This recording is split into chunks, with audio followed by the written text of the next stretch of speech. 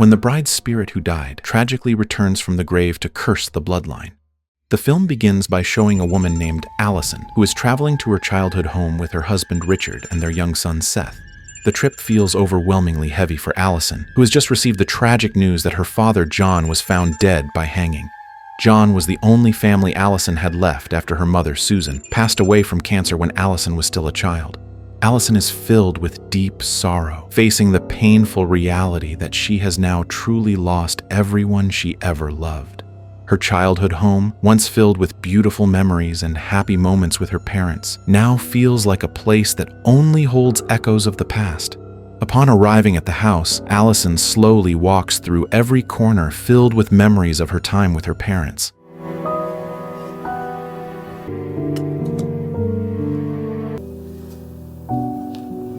Allison and Richard then decide to stay in the house for a while, hoping to find some peace and comfort amidst the grief they are experiencing. When night comes, Allison, who has fallen asleep, suddenly has a nightmare in which she experiences sleep paralysis and sees the apparition of a woman in a bridal costume. Fortunately, Richard is right beside her and quickly wakes her up. But this is not Allison's first time dealing with nightmares. Since childhood, she has often been haunted by dreams involving the same woman in a bridal dress. No matter where she goes, it's as if the nightmares are an inseparable part of her sleep, constantly haunting Allison.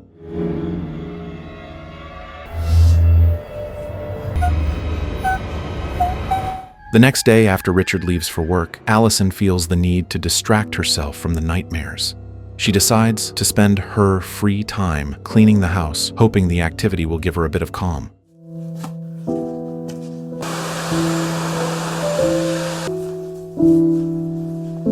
After hours of tidying up, Allison feels slightly better. Suddenly, she hears Seth crying. She quickly rushes to his room. Seeing Seth awake and crying, Allison gently picks him up and tries to soothe him back to sleep. Then her eyes fall on a thread on Seth's mattress. The thread reminds her of the past, of Susan, who used to work as a seamstress. Susan often spent her time in front of the sewing machine, creating various clothes with her skills. As night falls, Richard returns home after a full day of work and brings good news. He is being considered for a promotion. However, to accept the new position, Richard must undergo several days of training out of town. He asks for Allison's permission to go. Allison, still grieving after John's death, feels she desperately needs Richard by her side. Her overwhelming sadness makes her reluctant to be left alone. Firmly, Allison tells Richard to reject the offer. Richard faces a painful dilemma. On one hand, he doesn't want to waste such a rare opportunity for his career. On the other hand, he feels guilty leaving Allison alone in her grief. Faced with two difficult choices, Richard reluctantly decides to attend the training, leaving Allison behind in hopes that the decision will bring long-term benefits for their future. He knows this chance may never come again. Richard's decision, however, leaves Allison heartbroken, causing her to walk away from the dinner table in sadness. For me, it's just... I'll be going away for a few days for a training course. My father just committed suicide. Ah, come on, Allison, what's wrong? What you could do was at least stay by my side. Then, just after Allison finishes putting Seth to sleep, she hears the faint sound of a spinning top. The sound pulls her back into her childhood, reminding her of a traumatic experience that nearly cost her life. When Allison was a little girl, she once saw a spinning top roll into a small room under the stairs. Curious, she followed it inside. But once she was in, the door suddenly locked from the outside. It was Susan who had locked her in, trapping young Allison inside the small, airless space. The next morning, John found Allison unconscious inside the cramped room under the stairs. Panic-stricken, he quickly broke open the door, carried her out, and tried to help her breathe. When Allison finally regained consciousness, John hugged her tightly, overwhelmed with relief that his daughter was still alive. With a trembling voice, he apologized to Allison for what Susan had done and tried to explain the truth behind it. John revealed that Susan, whom Allison had always known as a loving and gentle mother, was actually suffering from a mental illness that affected her mind. The incident that almost took Allison's life wasn't intentional. It was a tragic result of Susan's unstable condition, which made her unaware of her own actions. Back in the present day, morning arrives once again. Allison, still wrapped in the memories of her past, watches as Richard packs his things for his out-of-town training. Richard explains with a heavy heart that if he doesn't leave today, his boss will give the position to someone else, and he'll lose the opportunity forever. If I don't get on that plane, they will send someone else in my place. Later that night, Allison falls asleep and once again experiences sleep paralysis. She senses the presence of the same woman in a bridal gown slowly approaching Seth's crib. Helpless in her paralyzed state, Allison struggles to move until with every ounce of strength left in her body, she finally manages to wake up. That night, shaken and terrified, Allison calls Richard to tell him she's had another nightmare. She insists that the woman in the bridal dress isn't just a dream. She believes the figure has a dark intention, trying to take Seth away. Richard, thinking Allison is simply exhausted and stressed by all that's happened recently, gently tells her to calm down. He advises her to take a sedative and get some proper rest. After hanging up the phone, Allison tries to steady her breathing and calm her nerves. But the silence doesn't last long. Suddenly, she hears a strange noise coming from the attic. Gathering her courage, she goes to check. Once she's up there, she finds an old family videotape labeled 1995.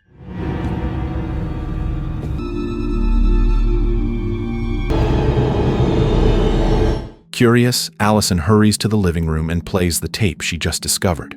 The recording begins on March 12, 1995, showing happy family moments from Allison's childhood. John, Susan, and little Allison playing hide and seek, laughing and enjoying their time together. But amid those warm memories, Allison suddenly freezes. One of the scenes shows her younger self drawing something disturbing, a frightening, almost sinister image. Allison grows anxious, wondering why she would draw something so dark as a child. The tape then jumps to May 11th, 1995. This time, John is seen inviting two priests into the house. They sit together in the living room, discussing something serious. One of the priests, Father Elbert, expresses his concern and wants to determine whether Susan's behavioral changes are caused by a psychological disorder or perhaps a supernatural disturbance influencing her. Elbert asks whether Susan has been taken to a doctor. John explains that he has already taken her to several specialists, followed every medical recommendation, and given her the prescribed medications. Yet, despite all the treatments, there has been no improvement. In fact, Susan's condition has grown worse. Feeling desperate, John confides that this is why he invited Elbert. He hopes that with spiritual help, they might bring Susan back to the person she once was. At the end of the recording, dated May 18, 1995, Susan appears in a deeply disturbing state, violently pulling out her own hair. John, who is filming the event, is visibly shocked and terrified by what he's witnessing. When the tape ends, Allison immediately searches for information about Father Elbert, hoping to find clues that might explain what truly happened to her mother in the past. After hours of searching, Allison finally discovers where Elbert now lives. She believes that meeting him is the only way to uncover the truth behind her family's mysterious history, and perhaps also the key to understanding the nightmares that have haunted her for so long. When Allison arrives at Elbert's house, she realizes that he has long since left the priesthood. She begins explaining the reason for her visit, introducing herself as the daughter of John and Susan. Allison tells him she wants to learn the truth about what happened 25 years ago when Elbert was involved in her parents' lives. She hopes he still remembers those events and is willing to speak honestly about what really occurred. Elbert falls silent for a moment, as if trying to recall those distant memories. His calm expression suddenly turns tense when Allison mentions the names John and Susan. It's clear that the memories of Allison's parents are not easily forgotten. As if unwilling to relive those painful moments, Elbert refuses to tell her anything and orders Allison to leave his house. Despite her desperate pleas for an explanation, Elbert insists she go. Before leaving, Allison tells him in a worried tone that she now lives in her parents' old house with her husband and child, and she feels something isn't right there, something that makes her feel unsafe. How can I help? My name is Ellison. Can you please tell me what happened? About 25 years ago, a man came to... There's nothing to tell, nothing to remember. I'm sorry, I don't remember that name. Father Elbert! The next day, while Allison is putting Seth to sleep, the doorbell rings. When she checks, she finds Elbert standing there. He has changed his mind and wants to help her resolve what's happening. Allison invites him inside and they sit together in the living room. She begins by explaining how she found out about him through the old tape discovered in her parents' attic. Then, with a trembling voice, she asks the question that has haunted her for years, the truth about her mother's death. Allison confides that she had always believed her mother died of cancer, as her father had told her. That's when Elbert begins to reveal the truth. 25 years ago, John came to him seeking help, convinced that Susan was possessed by a malicious spirit that had taken control of her and caused her erratic behavior. When Elbert and his assistant arrived at John's house, they found that Susan was indeed under possession by a powerful entity. Elbert and his assistant tried their best to perform an exorcism, but the spirit's strength was overwhelming. During the ritual, the spirit spoke through Susan, declaring that it was the spirit of a bride who had been murdered by someone in their bloodline. In the end, Susan died under the spirit's influence.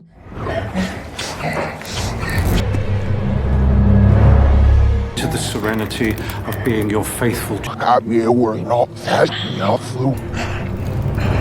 through the anointing. Recognize the invincible power of The she who dwells Skiritsitai Tenti Morian. Yeah. Tell me your name. The tragedy left Elbert devastated, filled with guilt and regret for failing in his duty as a priest. After the spirit claimed Susan's life, it seemed to vanish completely, leaving behind an eerie calm. But that peace didn't last long. Over time, strange disturbances began to occur in John's home. Objects moved on their own, and disembodied whispers filled the air. The activity grew more intense until the apparition of the woman in the bridal gown began to appear before John's eyes. The haunting escalated day by day, tormenting John without mercy, driving him to live in constant fear.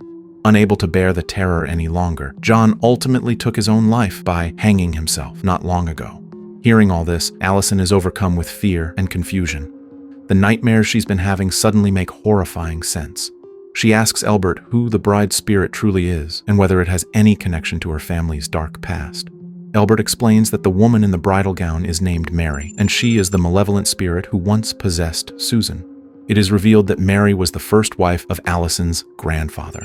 After their marriage, Mary mysteriously disappeared without a trace. Despite massive searches conducted by local residents and the police, not a single clue about Mary's whereabouts was ever found. Years later, Allison's grandfather remarried a woman named Catherine, and from that marriage were born two daughters, Maya and Susan, Allison's mother. However, the happiness of this new family did not last long. Maya, the eldest daughter, died at a young age, leaving Susan as the only surviving child who grew up to adulthood. While Elbert is recounting all of this, Allison's attention drifts toward a mirror in the corner of the room, reflecting Seth's crib.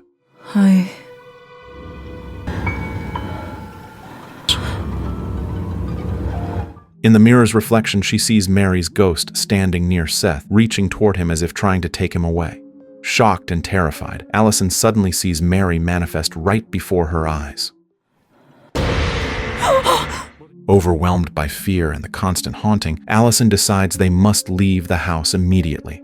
She believes that by escaping, she can protect her family from the terror that has plagued them.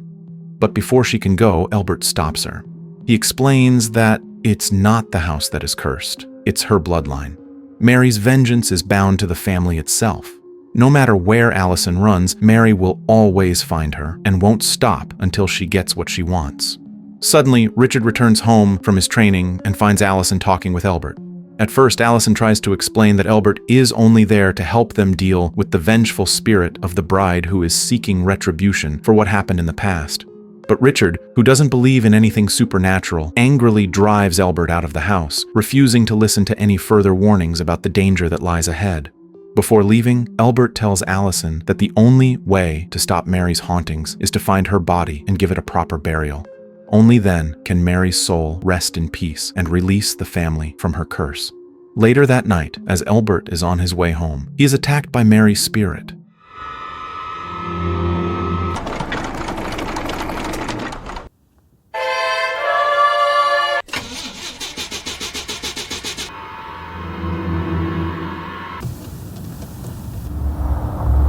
and diabolical presences. The sudden shock of her apparition causes Elbert to suffer a fatal heart attack, dying instantly.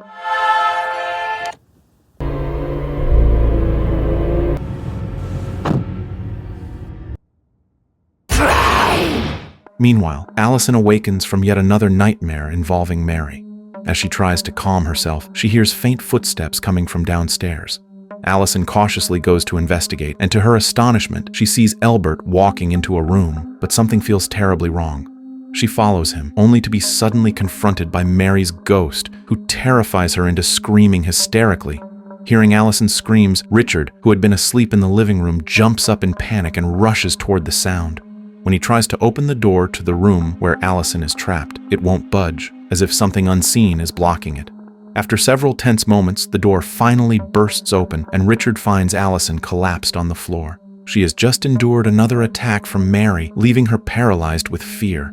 When Allison rushes back to the bedroom to check on Seth, it's already too late. Mary has taken him. The disappearance of Seth devastates Allison, leaving her in unimaginable despair. Witnessing everything with his own eyes, Richard can no longer deny the truth. Everything Allison had told him about the supernatural terror haunting their family is now horrifyingly real.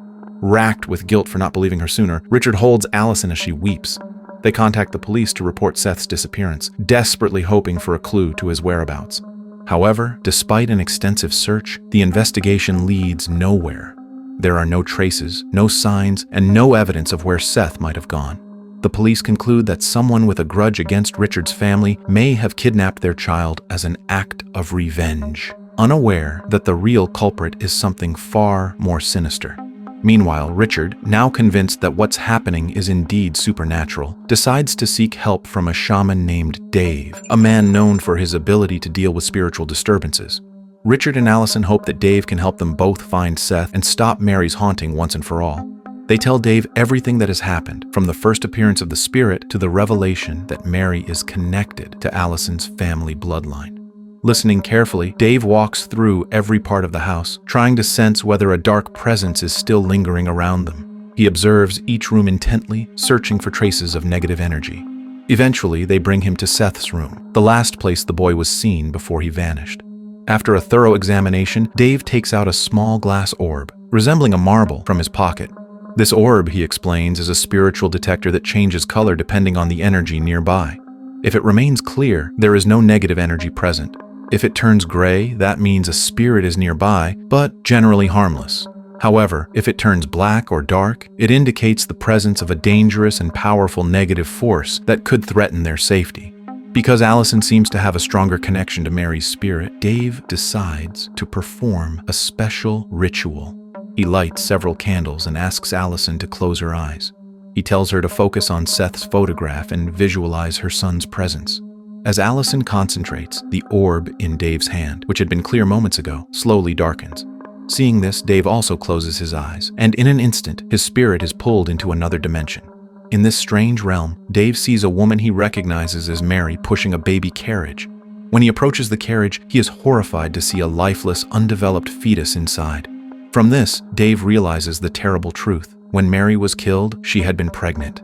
The loss of both her life and her unborn child explains the depth of her rage and why her spirit remains trapped in this world, vengeful toward the bloodline that caused her suffering. When the ritual ends, Dave tells Allison and Richard what he saw, that Mary died while carrying a child. Her fury stems not only from her own murder, but also from the loss of her baby. This is why her spirit cursed Allison's family, seeking vengeance against all her descendants.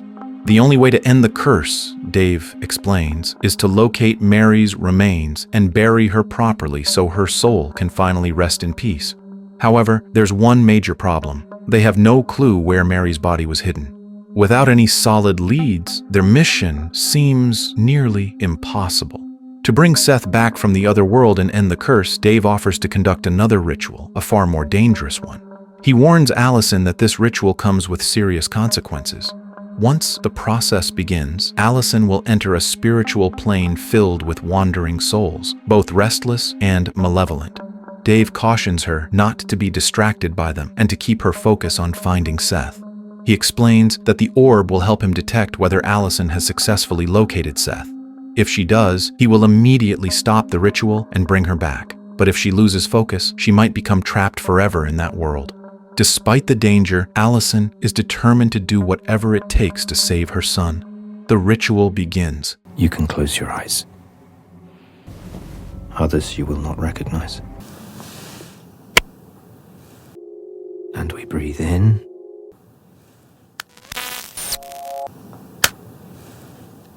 Allison awakens in a different realm, a dark, eerie place filled with countless spirits she doesn't recognize. Some whisper, some cry, and others simply watch her as she walks past. He wanted to stay with us, so I whispered. Then, to her astonishment, she encounters her mother Susan and her father John. Overwhelmed with emotion, Allison runs to them, tears streaming down her face. We'll be together again. You always used to enjoy drawing. Mom? Thought you were dead. Everything's fine, honey.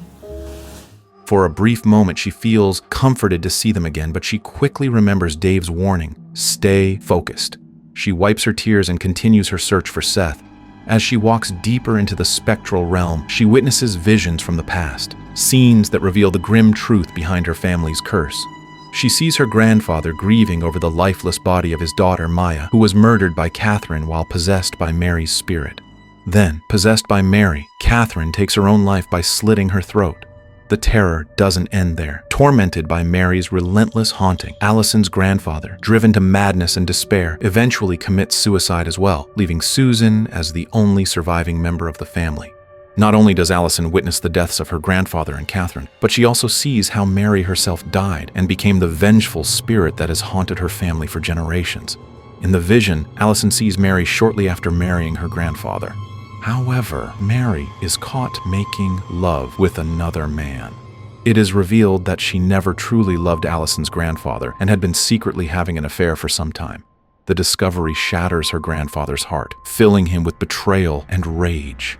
In a moment of despair and fury, Mary admits that she is pregnant, but the child she carries belongs to her lover, not to her husband.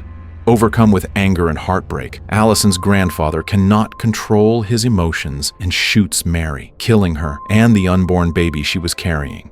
As she takes her final breath, Mary swears a curse upon his bloodline, vowing to bring endless suffering to every generation that follows.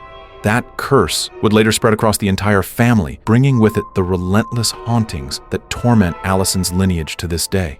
After killing Mary, Allison's grandfather tries to cover up his crime by secretly burying her body in a hidden place, hoping no one will ever discover the truth.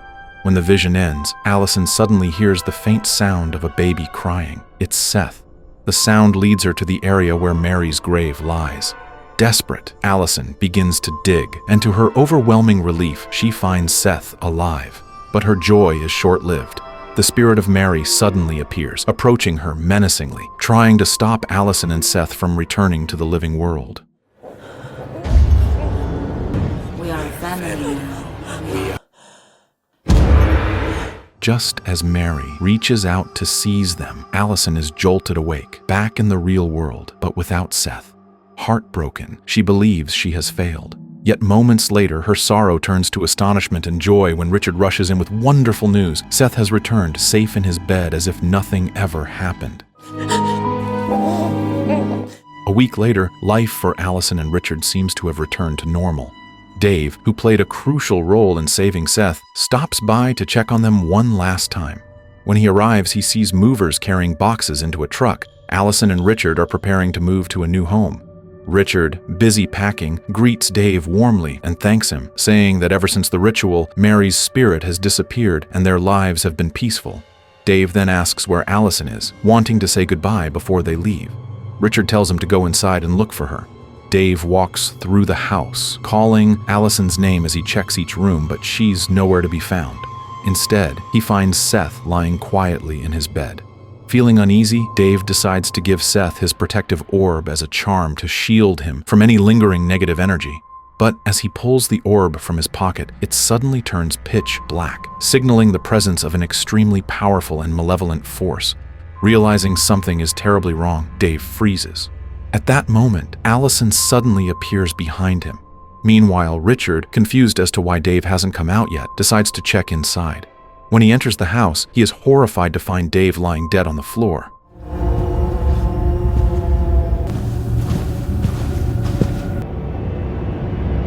Panic grips him as he realizes Seth is no longer in his bed. Then, from upstairs, he hears the faint cry of his son coming from the attic. Richard rushes up, heart pounding, and finds Seth, but the boy is lifeless. In that instant, Allison appears behind him. Her eyes are empty, her expression cold. Richard realizes too late that Allison is no longer herself. Mary's spirit has possessed her completely. Without hesitation, Allison, now under Mary's control, brutally kills Richard. After killing everyone in Allison's family, Mary feels her vengeance is finally fulfilled. With Mary still controlling Allison's body, she commits suicide to end the curse and complete her revenge. And the story ends.